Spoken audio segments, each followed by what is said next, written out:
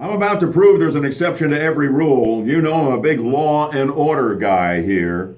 So when someone does the crime, I'm all about them doing the time. However, here is the exception. And he's Gyrocopter guy. 61-year-old postal worker Doug Hughes from Ruskin, Florida, just south of Tampa. He's the guy who flew that little gyrocopter right onto the grounds of the U.S. Capitol, trying to deliver mail to Congress, protesting the corruption of big money in campaigns and calling for campaign finance reform. I'm with him on the issue, but there's no question he broke the law. As a matter of fact, he's been charged with a couple of counts that could send him to prison for up to 4 years. There's no question he did the crime, because what he did is against the law. But I don't want him to do any more than the very minimum of time.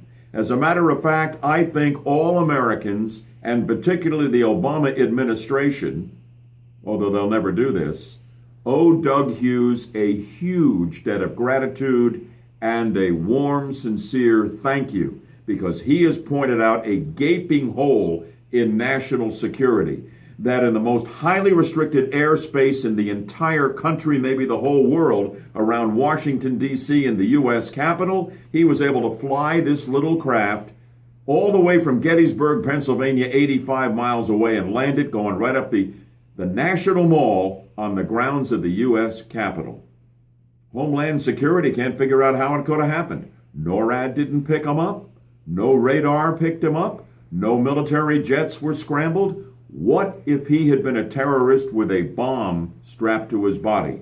A radical Islamic terrorist who was willing to give up his life to kill as many infidels, aka Americans, as possible. What could have happened in Washington this week?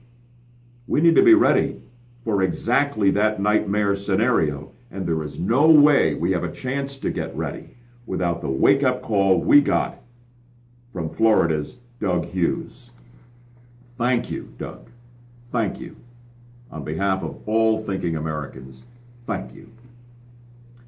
That's what I think. What do you think? Hey, join me for the next edition of Bud Hedinger Live. Next week, we'll be right here on the 50,000-watt front porch from 6 to 9 every weekday morning on News Radio 102.5 WFLA FM and still on AM 540. In the meantime, have a great weekend.